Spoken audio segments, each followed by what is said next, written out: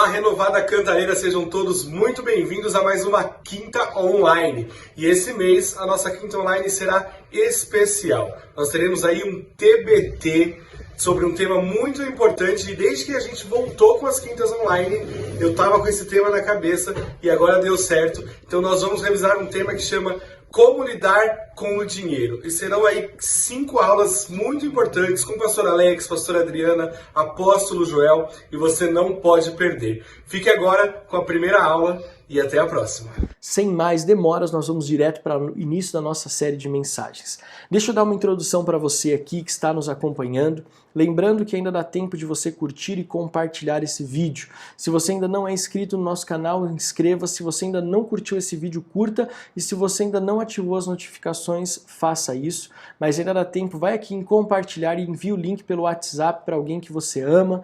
E você com certeza vai ser um instrumento de transformação na vida financeira e espiritual dessas pessoas. Sejam amigos do trabalho ou familiares queridos, não importa onde eles estejam nesse exato momento.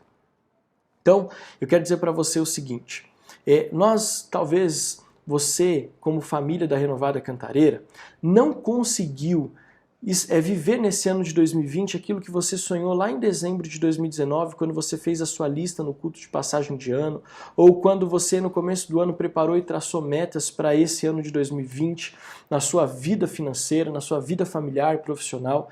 Esse ano nós fomos pegos por uma pandemia. Fomos o mundo inteiro, não somente o Brasil, não somente a nossa igreja, mas o mundo inteiro teve que se readaptar, se reorganizar. E uma das áreas mais atingidas pela pandemia não foi a saúde. Uma das áreas mais atingidas por essa pandemia, sem sombra de dúvidas, foi a vida financeira de cada família.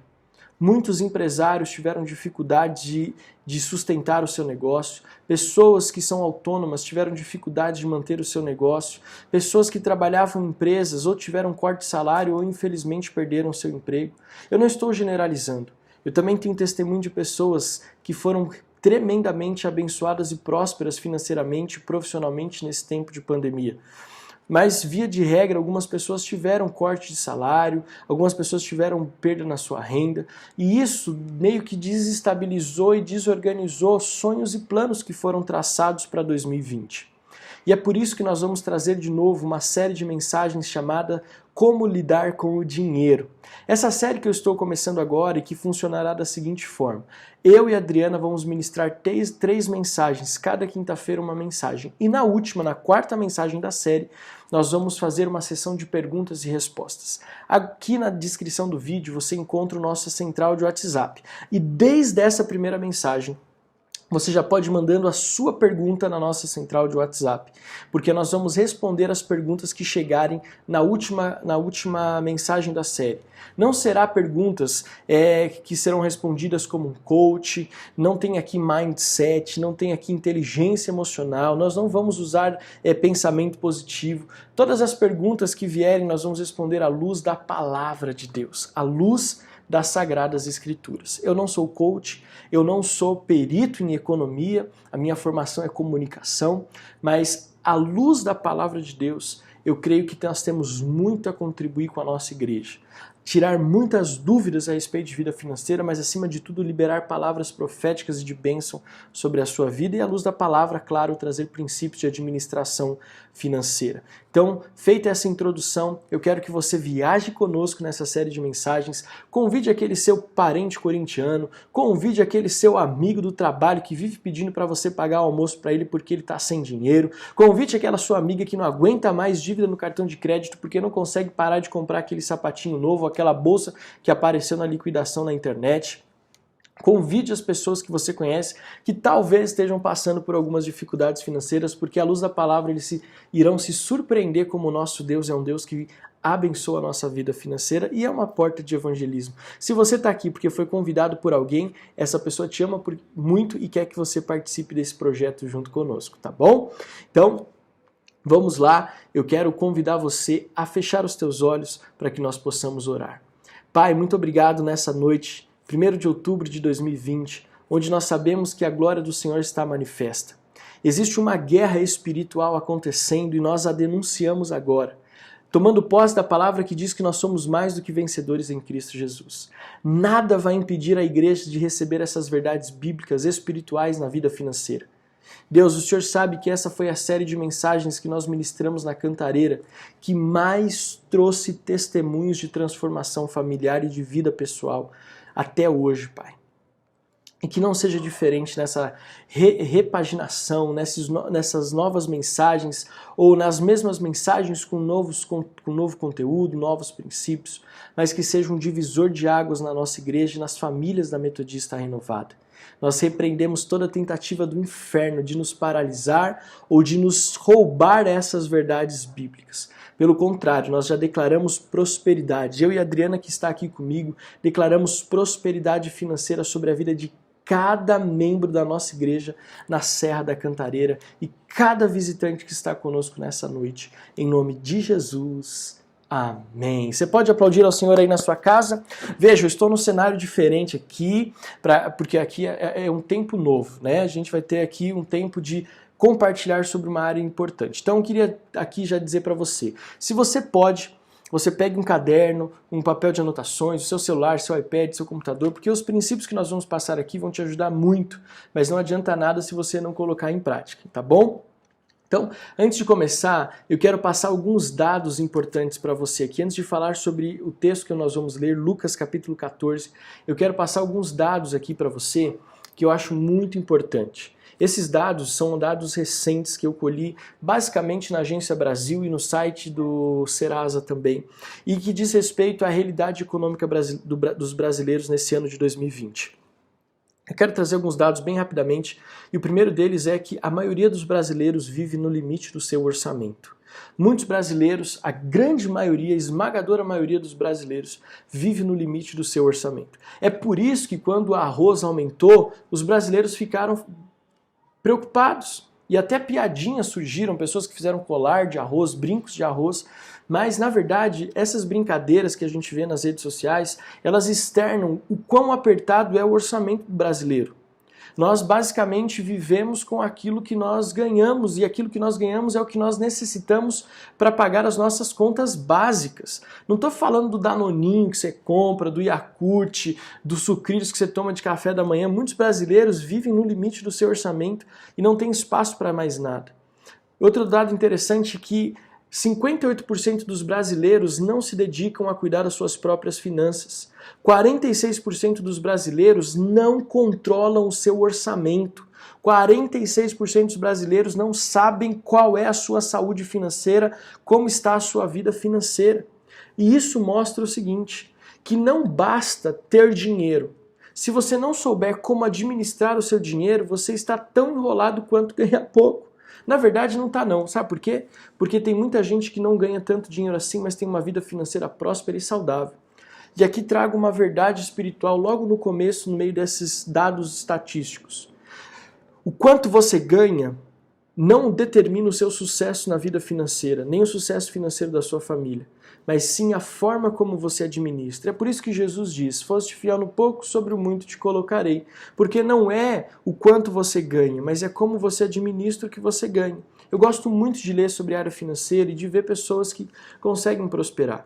E eu tenho no meu círculo de amizades pessoas que ganham exatamente o mesmo valor. E se você olhar para uma, você vê essa pessoa é muito pobre e tem muitas dificuldades financeiras. E eu olho para outras que ganham exatamente o mesmo salário e vejo, uau, essa pessoa parece que ganha muito mais do que ela realmente ganha. Sabe por quê? A diferença não está quanto ganha, mas como administra o que ganha. Você que faz parte da nossa igreja sabe disso, porque eu falo isso constantemente nos nossos cultos e nos nossos momentos de dízimos e ofertas. E esse dado aqui que eu quero trazer para você de 2020 diz assim, a Agência Brasil fez uma pesquisa e chegou à seguinte conclusão.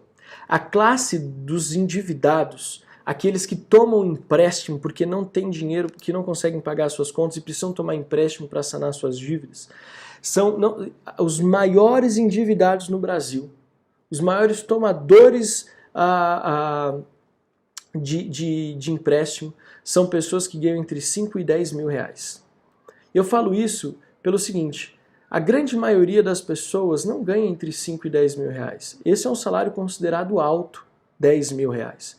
Mas exatamente essa pessoa que ganha um salário considerado alto pela maioria é a pessoa que está mais endividada no Brasil. Não é quem ganha um salário mínimo. Essa pesquisa da Agência Brasil diz que os maiores endividados são aqueles que ganham entre 5 e 10 mil reais. Outra curiosidade que eu quero falar para você, quase metade da população economicamente ativa está endividada no Brasil. Em 2020, em abril de 2020, o número de inadimplentes no Brasil cresceu quase 3% em relação ao mesmo período de 2019.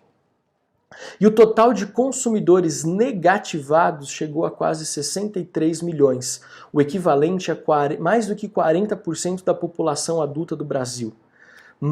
Mais de 40% da população adulta do Brasil estava endividada no Brasil em 2020. Um levantamento da Confederação Nacional de Dirigentes Lojistas e também juntamente com o SPC Brasil, o Serviço de Proteção ao Crédito, estima que a cada 10 brasileiros, 4 estão negativados. A cada 10 brasileiros, 4 estão negativados, o equivalente a 60,8 milhões de pessoas. Um outro dado que me chama a atenção e que mostra a fragilidade da economia das famílias brasileiras é que boa parte da população não tem poupança. E a gente pode até pensar impraticável para quem sustenta uma família, às vezes com salário mínimo. Lembra que eu falei no primeiro dado que boa parte dos brasileiros vive no limite do seu orçamento? É impensável que uma família, às vezes, com salário mínimo consiga se sustentar e ainda poupar. Mas a questão é que metade da classe média dos novos ricos, segundo uma pesquisa, não tem poupança e tem uma vida financeira muito frágil. Ou seja, quase metade, 49% para não dizer metade daqueles que poderiam poupar alguma coisa, não conseguem poupar. Não tem essa mentalidade de investir e de guardar dinheiro. Isso mostra quão frágil é a economia familiar no Brasil e, consequentemente, a economia brasileira. Nós não temos, e isso é outro dado que me preocupa, nós não temos no nosso sistema de ensino educação básica, educação financeira básica, educação financeira doméstica, finanças domésticas. E aí entra o agravante, na escola não ensina, mas as famílias também não têm essa cultura de ensinar os filhos a lidar com dinheiro, economia doméstica. Aí o que acontece? Geração após geração nós vemos pessoas que não sabem lidar com dinheiro e se tornam devedores, se tornam endividados, se tornam a economia fraca. Não é porque ganham pouco, mas porque não sabem administrar. Querido, nós vamos estabelecer uma cultura de ensino financeiro dentro das famílias. Você que é pai de adolescente, ensina os seus filhos sobre economia. Nós temos um filho de 4 anos, o Benjamin. É 4 anos que ele tem? Ele vai fazer 4. Olha só, né? Que pai que não sabe a idade certa do filho. Mas enfim, é que ele está tão pertinho de fazer 4. Mas olha só, nós ensinamos o Benjamin princípios financeiros. Ele tem um cofrinho dele que estava aqui agora há pouco. Está aqui. A Adriana vai me ajudar a pegar aqui. Nós temos um cofrinho. E desse cofrinho aqui, ele dizima. Desse cofrinho aqui, ele oferta. Desse cofrinho aqui, ele compra aquilo que ele quer comprar. Olha só que coisa interessante. Porque eu, por exemplo, dos meus pais, tive o básico de economia financeira e ainda assim quebrei bastante a cara. Bem básico mesmo. Tá aqui o cofrinho, vai nos acompanhar nessa jornada. Bem básica, e sofri muito no começo da minha vida financeira. Então eu quero dizer para você que nós ensinamos ele. Hoje por acaso, interessante, nós queríamos, eu queria levar eles para almoçar no lugar que eu gosto, que eles gostam, e aí a Adriana falou assim, mas a gente dentro do nosso orçamento não tem esse valor para a gente poder almoçar, dentro do nosso orçamento não cabe. O Benjamin ouviu e falou assim, papai, se vocês quiserem, vocês podem pegar dinheiro do meu cofrinho. Olha só que interessante. Eu deixo vocês pegarem um pouquinho de dinheiro, né? Mas mal ela sabia que eu tinha um plano B que eu estava preparando para levar eles para comer. Você gostou, né? Tá dando risadinha aqui, pode rir. Ela gostou. Mas vamos lá. Outra coisa que me preocupa é porque na família e na educação brasileira não fala sobre vida financeira. E dentro da igreja também não se falou sobre vida financeira. Olha só que coisa maluca. Querido, deixa eu te falar uma coisa. Eu estava acessando o site orvalho.com, vou deixar aqui a fonte, lendo uma matéria do pastor Luciano Subirá sobre vida financeira. E ele diz, tem um livro que chama Deus e o Dinheiro, ou O Seu Dinheiro, na verdade, O Seu Dinheiro. Eu não me lembro aqui o nome do autor agora, mas ele diz esse autor escrevendo que fala o seguinte, quase metade das parábolas de Jesus falam sobre dinheiro. Os apóstolos, o próprio Jesus, os discípulos de Jesus, eles falam sobre vida financeira. Eles ensinam sobre vida financeira. E ele vai além. Ele diz que a Bíblia fala mais de dinheiro do que outros princípios que os cristãos consideram vital, que os cristãos acham vitais para a nossa fé. E aí entra um ponto muito interessante que eu quero falar com você. A igreja migrou de uma miséria extrema para uma visão de prosperidade errada muito rápido. Por exemplo, alguns anos atrás, o conceito de santidade e cristianismo era miséria. Quanto menos você tem, quanto mais necessidade mais passa, mais espiritual você é. Alguns anos mais tarde mudou. Quanto mais caro é o carro que você dirige, mais cara é a roupa que você usa. Quanto mais você viaja para o exterior, mais mostra que você é próspero. Veja, nós não estamos ministrando aqui sobre teologia da prosperidade, não caia nesse engano. O que nós estamos ministrando aqui é princípios bíblicos. E o princípio bíblico não fala que quanto mais miserável e quanto mais pedinte você for, mais santo você é, como a Bíblia também não fala que quanto mais em carro importado você dirige, você mais próspero e mais cheio de fé você é. Você vai entender o que eu estou falando. Não é que você não pode ter carro importado. E também não confunda a miséria com humildade, porque isso não tem nada a ver. Tem pessoas que são miseráveis e não são humildes, como tem pessoas que têm muito dinheiro e continuam humildes. A questão não é essa. A questão é que a igreja deixou de ministrar esses princípios que Jesus deixou em quase metade das suas parábolas, em que a Bíblia fala constantemente de Gênesis e Apocalipse sobre vida financeira. E ela é tão séria que Ananias e Safira, em Atos, se eu não me engano, capítulo 5, morreram por causa disso. Então, preste atenção. A igreja precisa falar sobre dinheiro. A igreja precisa ministrar sobre vida financeira para que você não ache que ser santo é ser miserável, como você não ache que a sua fé está ligada ao carro que você dirige. Então preste atenção nisso. Para que não fique só nas estatísticas ou na minha palavra, eu quero que você vá comentando aí no chat. Não me deixa sozinho não, vai comentando aqui no chat, né? Porque eu sei que o assunto às vezes é muito delicado e que mexe com vocês. Algumas pessoas estão até tentadas a desligar a internet, a sair dessa transmissão, porque não querem se deparar com a sua realidade financeira. Mas fica aqui com a gente, porque Deus vai mudar a sua história em nome de Jesus. Eu quero ler o Evangelho de Lucas, capítulo 14, versículo 28 até o versículo 30. Diz assim: Pois qual de vocês, pretendendo construir uma torre, não se assenta primeiro para calcular a despesa e verificar se tem os meios para concluir? Para não acontecer que, tendo lançado os alicerces ou os fundamentos e não podendo terminar a construção, todos os que a virem zombem dele, dizendo: Este homem começou a construir e não pôde acabar. Olha só o que Jesus está dizendo.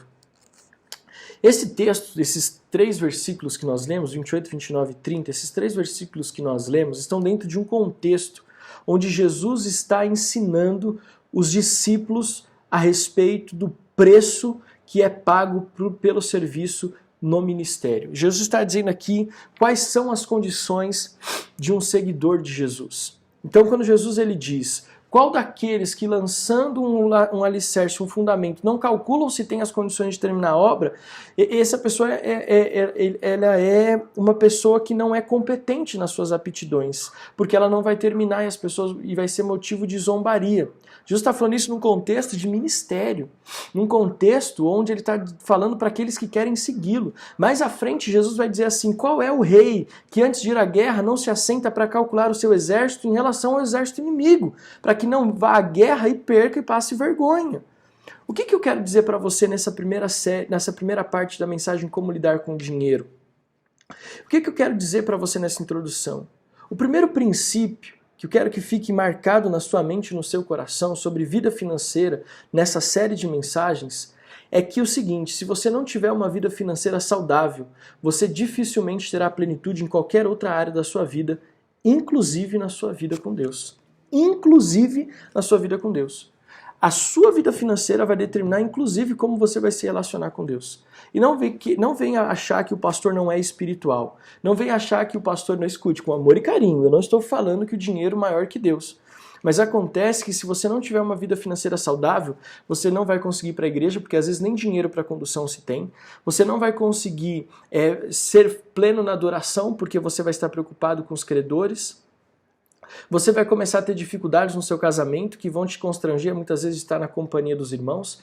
Então, vida financeira, ela tem a capacidade de nos desestabilizar e nos roubar do propósito de Deus. É por isso que nós estamos preocupados em ministrar sobre vida financeira com você, de ensinar princípios espirituais. Veja, eu não sou coach. De novo, não é mindset, não é inteligência emocional. Não, é princípio bíblico. A Bíblia fala de dinheiro e nos ensina sobre dinheiro. E você vai se maravilhar com quantos princípios bíblicos ao longo desse mês nós vamos compartilhar. Essa série de mensagens tem como objetivo nos ajudar a compreender como Deus olha para a nossa vida financeira. Veja, Deus olha para a nossa vida financeira e se preocupa com ela. Não é à toa que quando aquela mulher entregou 2 moedas ali naquele gasofilácio, Jesus chamou os discípulos e disse, olha, essa mulher ela deu uma boa oferta porque ela deu tudo o que tinha. Gente, esse texto fala assim para mim, Jesus está de olho no seu dinheiro. Não porque ele quer o seu dinheiro para ele, porque ele é dono do ouro e da prata, mas Deus está dizendo assim, eu estou olhando para suas finanças, porque eu não quero que você seja roubado, eu não quero que você perca a plenitude da vida cristã. A falta de visão de vida financeira traz problemas no casamento. Eu já vi pessoas se divorciarem não porque acabou o amor, mas porque acabou o dinheiro. No começo da minha conversão, eu tive líderes que chegaram e falaram, nós estamos nos divorciando. E abertamente falaram, olha, o problema não é que eu não o amo mais, é porque nós não temos nada. Ele não trabalha, não gosta de trabalhar, a gente está endividado, perdeu tudo que a gente tinha. E eu não quero mais continuar, eu não quero isso para os meus filhos. Não acabou o amor, acabou o dinheiro. Acabou ali a questão de administração do dinheiro foi um fator decisivo para o fim de um casamento. Eu já vi pessoas abrirem mão do seu chamado, seus dons, por conta da sedução do dinheiro. Eu já vi pessoas perderem a salvação porque não resistiram a um convite de suborno, de corrupção. A gente acha que a corrupção está só no meio político, com as rachadinhas, ou seja lá o que for, mensalão, seja lá o que for.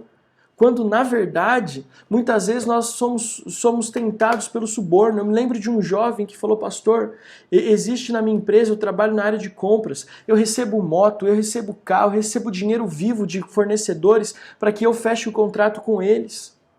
E essa sedução do dinheiro roubou essa pessoa da casa de Deus. E até hoje eu não tenho notícia se essa pessoa está na casa de Deus ou como que ela está na vida financeira, na vida espiritual dela.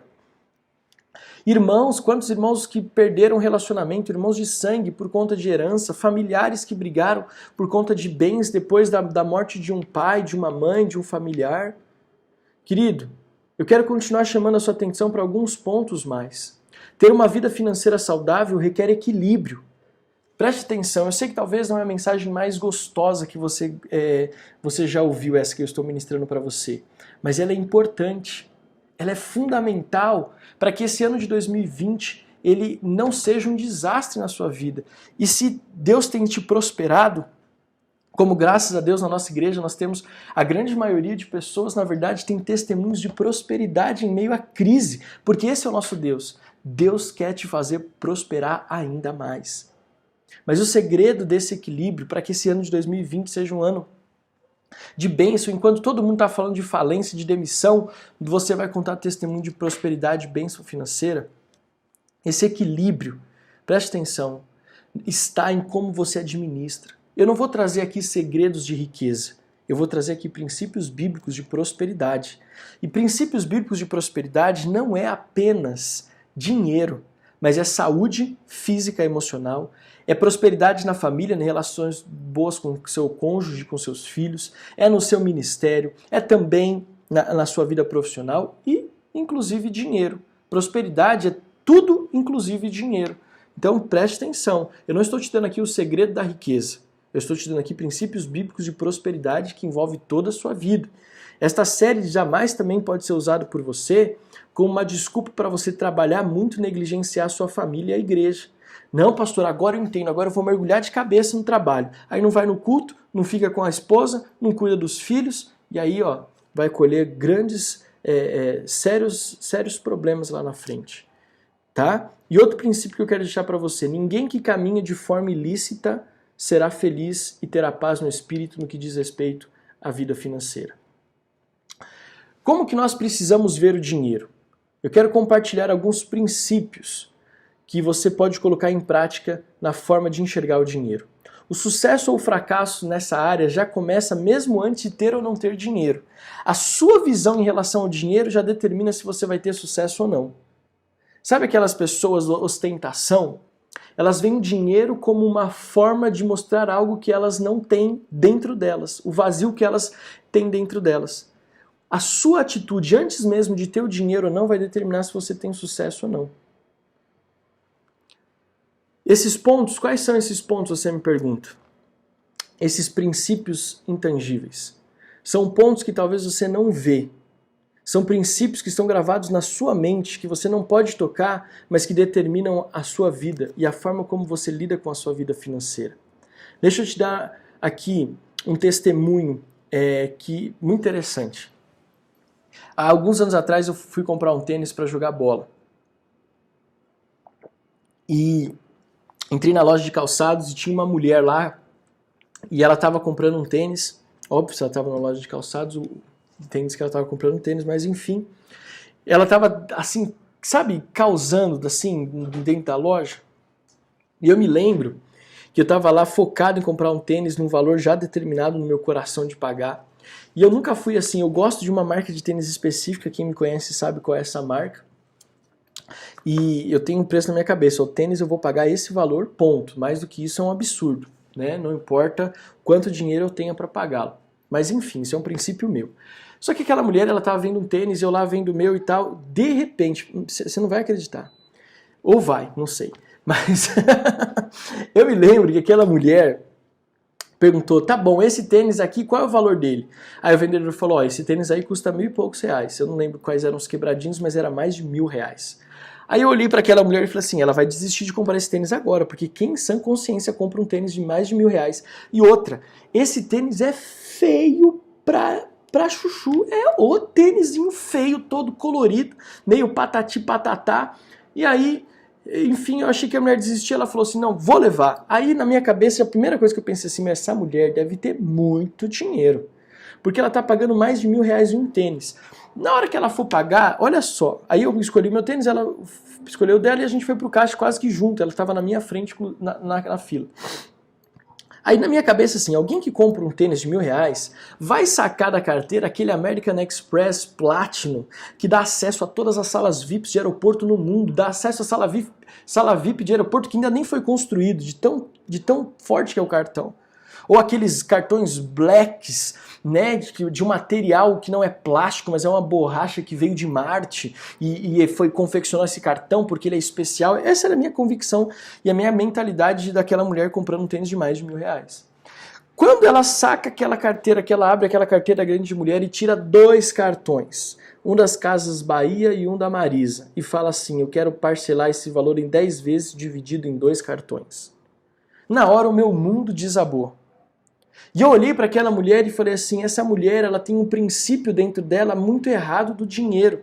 Porque ela está entrando numa dívida de quase 1 ano para comprar um tênis que fatalmente ela não tem condições. Ou ela está muito endividada por não conseguir comprá-lo dentro de umas condições normais. Ah, pastor, mas parcelar em 10 vezes é normal. Preste atenção, é normal lá fora. Mas aqui dentro, essa mentalidade pode mudar. Não que você não possa parcelar, mas existe parcimônia, existe uma visão. E ao longo desse mês você vai aprender sobre isso. E aquela mulher mostrou que existem princípios intangíveis dentro de nós que norteiam a nossa vida financeira. Quais são eles? Primeiro, você querer ter coisas que não dizem respeito à sua vida financeira, ter essas coisas, mas estar endividado. Ter coisas que mostram um status, quando na verdade esse status você não tem. Você está conseguindo me entender? Eu não estou falando que você não tem fé de ter coisas que você sonha. Eu quero que você sonhe e tenha fé de coisas grandiosas. Mas muitas vezes nós concretizamos atos na nossa vida financeira fora de hora, fora do tempo. E isso nos traz grandes prejuízos. Outro princípio intangível. Muitas vezes a necessidade, além de a necessidade de mostrar para os outros o que nós não temos, faz com que a gente faça coisas erradas. Mas também a questão de muitas vezes querer acompanhar outras pessoas numa realidade de vida que não compete a você. Isso causa muitos problemas. Mas o mais grave deles, além de querer mostrar para os outros o que nós não somos, outro princípio intangível dentro da nossa mente no que diz respeito à vida financeira é a cultura da miséria. A cultura da miséria não está relacionada a quanto você ganha ou quanto você tem. Porque eu conheço pessoas que são simples financeiramente, têm uma condição de vida bem simples, bem precária, mas que não são humildes. Como eu conheço pessoas que têm muito dinheiro, mas são humildes. Porque a humildade não tem a ver com quanto dinheiro você tem. A humildade tem a ver com a sua posição em relação ao próximo.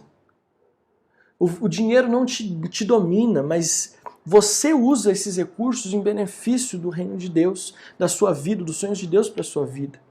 A cultura da miséria pode parecer engraçado, mas ela guia a nossa vida e faz com que nós tenhamos atitudes que parecem engraçadas, mas na verdade revelam essa cultura da miséria. E de novo, cultura da miséria não significa ter ou não ter dinheiro, certo? Tem muitas pessoas que são humildes e têm muito dinheiro, quando tem pessoas que são miseráveis e são soberbas. Mas, por exemplo, vamos focar aqui, porque é muito assunto para pouco tempo. Cultura da miséria. Antigamente guardava copo de requeijão para usar, para tomar, para servir para as visitas. Veja, se o copo de requeijão era o que você tinha, bem cuidado, limpo, não tem problema. Mas tinha pessoas que guardavam um copo de requeijão. Isso é a cultura da miséria. A gente dá risada, mas muitas vezes é uma forma errada de visualizar essa questão financeira. Pessoa que fica andando com essas cuecas furadas, sua esposa está brigando com você aí, mas você continua com essa cueca furada, rapaz. Não dá para costurar não, tem que se programar para comprar uma cueca nova. Sabe aquela pessoa que guarda o sabonete? Hoje em dia se vê pouco, mas antigamente ia guardando os restos do sabonete para depois fazer um sabonete só. Ainda falava que era chique, era um sabonete de várias essências. Mas na verdade era um monte de bolo de sabonete para não desperdiçar, se juntar para fazer um novo. Ia no McDonald's, no Burger King e trazia o sachê de ketchup mostarda para guardar na geladeira em casa. Sabe? Então às vezes, querido, a gente está vivendo uma cultura da miséria terrível, né? Hoje não se faz mais isso, mas às vezes o banco do carro quebrava, para não arrumar, você soldava, o banco não ia mais para frente nem para trás. Quem é mais antigo sabe do que eu estou falando. Né? Então, muitas vezes nós somos guiados por uma cultura da miséria e você nem sabia que você era dominado por ela. E agora eu quero trazer para vocês, então, já caminhando para encerramento dessa mensagem, que hoje é só a introdução, viu? Eu espero que você esteja recebendo. Nós não podemos ser guiados por esses princípios intangíveis que nos trazem tristeza, que nos trazem uma frustração financeira. Cultura da miséria, querer mostrar para os outros o que nós não somos, viver numa vida financeira que não compete com a nossa realidade econômica. Tudo isso traz para nós consequências no nosso casamento, no nosso relacionamento com Deus. Como eu falei, o Evangelho de Lucas diz, o Evangelho de Deus, a plenitude de Deus tem um preço. Você não pode lançar o alicerce sem saber se você vai conseguir terminar. Você precisa calcular. Você precisa ter uma vida financeira muito bem administrada. Não é quanto você ganha, você é prolixo aqui ou você é repetitivo, mas não é o quanto você ganha, como você administra o que você ganha.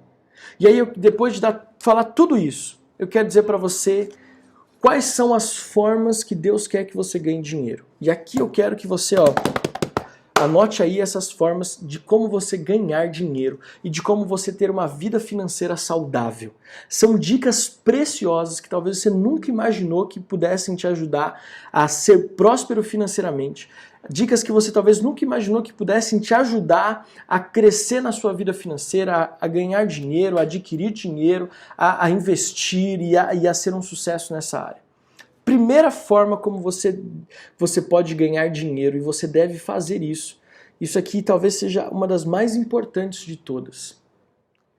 Tá preparado? Anota aí no seu caderninho, no seu celular, em algum lugar. A primeira forma de se ganhar dinheiro é trabalhando. Olha só que legal. Trabalhando. Ganha-se dinheiro trabalhando. Querido, não ache que dinheiro vem assim, do nada. Você está em casa, o dinheiro bate na porta e fala, cheguei, agora vamos para Paris. Não, meu filho, não é assim que funciona. Ei, mulher, trabalho. o dinheiro fruto do trabalho. Isso é bíblico, Gênesis. Quando Deus fala, você vai comer do suor, não é do suor, ele vai comer do trabalho, ele ia ter que trabalhar para se sustentar. Você acredita que tem gente hoje que acha que vai ficar rico sem trabalhar, só vendendo pela internet? Gente, isso é furada. Bíblia diz que para ganhar dinheiro você tem que trabalhar. Isso é uma consequência do Jardim do Éden. Temos que trabalhar. É por isso que tem muita mulher triste, depressiva hoje, porque casou com um homem que não gosta de trabalhar. Graças a Deus, na Cantareira, todo mundo gosta de trabalhar. Haja visto os mutirões. Todo mundo ralando, né? Fábio, né? Edson, né? Elvinho, todo mundo lá ralando, porque nós gostamos de trabalhar. Os homens da nossa igreja são homens que amam se comprometer. As mulheres são mulheres que trabalham firmes e fortes. Então, nós precisamos entender que não existe outra maneira de ganhar dinheiro se não é trabalhando. Existem outras formas? Existem. Quais são as outras formas? Ilícitas. Roubando, sonegando, sendo corrupto, tirando do que não é seu. Isso são formas de ganhar dinheiro, mas são ilícitas. Isso não agrada a Deus. E o que vem dessa forma vai embora. Jogando na loteria. Você sabia que as pessoas que jogam na loteria e ganham terminam os seus dias mais pobres do que antes do que ganharam na loteria? Vai pesquisar isso depois.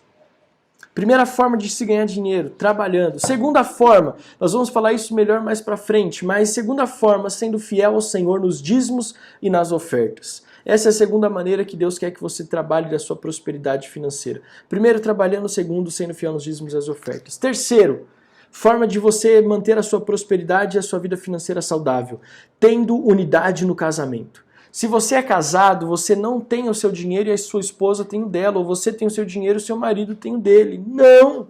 Se você casou, a Bíblia diz lá em Gênesis, deixa o homem, o seu pai e sua mãe unir-se a sua esposa e os dois serão o quê? Uma só carne.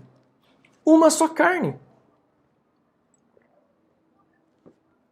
Preste atenção.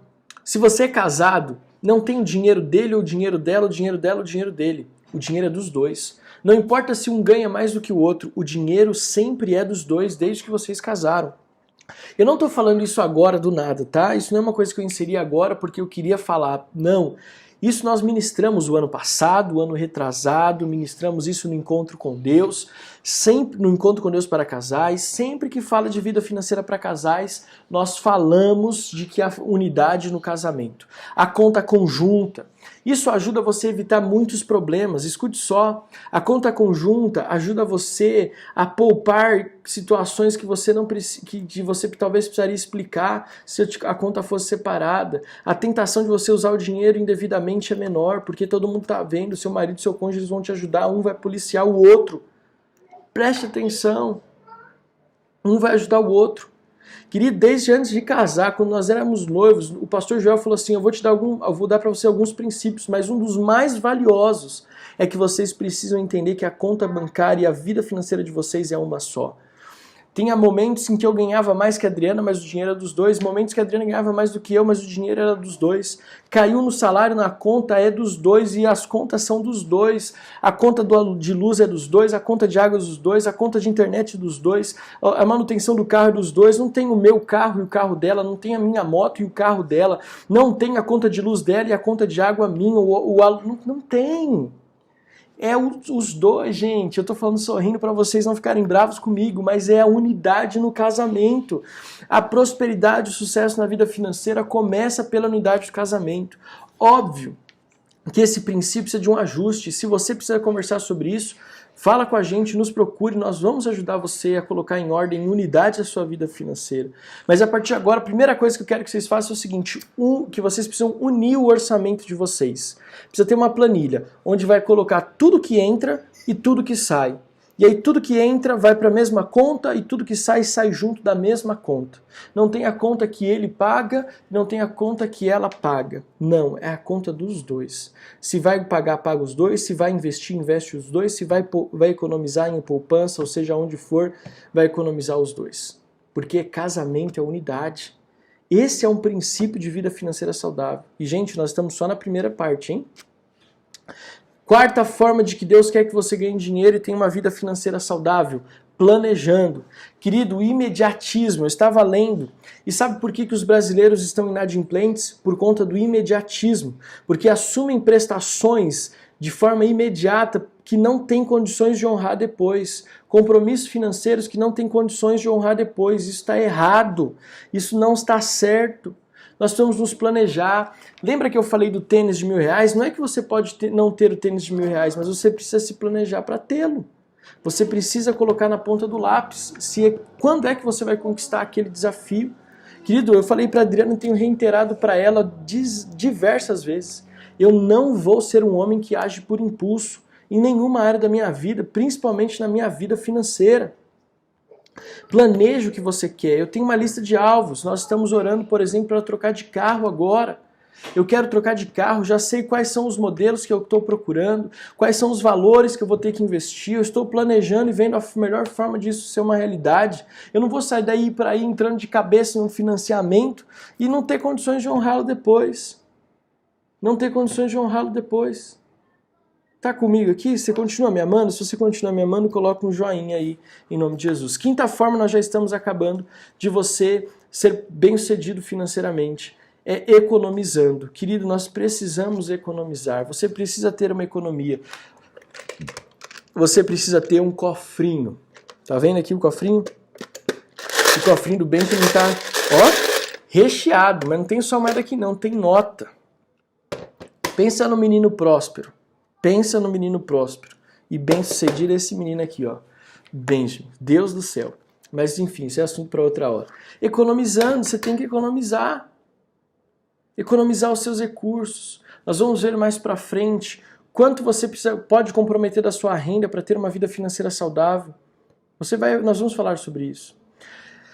Sexta e última forma, sendo fiel na obra do Senhor. Pastor, mas ser fiel na obra do Senhor, o que isso tem a ver com vida financeira? Mateus capítulo 6, versículo 33. Buscai, pois, em primeiro lugar o reino de Deus e a sua justiça, e todas as demais coisas vos serão acrescentadas. Querido, tem muita gente que é fiel no dízimo, que é fiel na oferta, que é primiciador fiel. Homens e mulheres que são fiéis na sua vida financeira, nos seus dízimos, nas suas ofertas, como eu falei, mas que não servem na obra. Não conseguem se comprometer com uma ajuda num diaconato, no ministério infantil, não se envolvem na célula. E aí você fala, poxa, minha vida financeira está emperrada. Porque é o seguinte, um princípio de vida financeira bem-sucedida, além de ser dizimista ou fiel e ofertante, é você ser fiel na obra do Senhor. E eu quero concluir dizendo algumas coisas para você. A maneira como nós enxergamos o dinheiro vai determinar a maneira como enxergamos o dinheiro vai determinar como conduzimos a nossa vida e tomamos as nossas decisões. E nesse mês, nessas próximas 3 mensagens, eu quero que você saiba princípios básicos que a Bíblia fala a respeito de dinheiro, para que você seja pleno em tudo. E a dica de hoje para encerrar é: o dinheiro não é o seu dono, ele é um servo dos planos de Deus para a sua vida. Geralmente, quem corre atrás do dinheiro nunca acha. Não porque não tem, mas porque nunca é o suficiente. Agora, quem corre atrás dos sonhos de Deus, nunca lhe falta o recurso.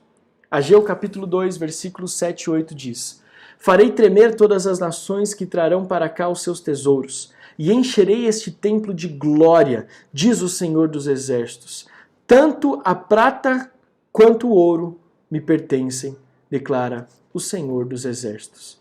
E se você continuar lendo o próximo versículo, ele diz: e a glória da segunda casa será maior do que a primeira. Eu quero declarar a bênção do Senhor sobre a sua vida financeira. Declarar toda a sorte de bênção sobre a sua casa. Toda a sorte de bênção sobre a sua vida financeira. Conecte-se conosco nas próximas quintas online. Nós vamos continuar essa série Como Lidar com o Dinheiro. Se você tem alguma pergunta sobre vida financeira que nós possamos responder à luz da palavra, envia no nosso WhatsApp, está aqui embaixo. Nós abençoamos a sua vida. Declaramos toda a sorte de bênçãos nas regiões celestiais. Feche os teus olhos e vamos orar. E antes, semana que vem eu quero que você traga a sua planilha financeira. De alguma forma você vai trazer algo que represente a sua vida financeira, porque nós vamos orar e ungir. Traga também um vidrinho de óleo, porque nós vamos orar e ungir a sua vida financeira em nome de Jesus. Amém? Feche os teus olhos, coloque a mão no teu coração. Pai, nós oramos e abençoamos a vida financeira. Que essa mensagem não seja motivo de discórdia em casamentos, pelo contrário, motivo de ajuste, motivo, Senhor amado, de unidade. Aqueles que são solteiros, Deus, que talvez estão pensando, mas e eu? Que eles possam ficar tranquilos, que eles saibam que Deus está cuidando e que vai ter mensagem para eles também. Mas, Pai, eu quero pedir que essas mensagens, sejam um divisor de água na vida financeira e nas famílias da Metodista Renovada Serra da Cantareira.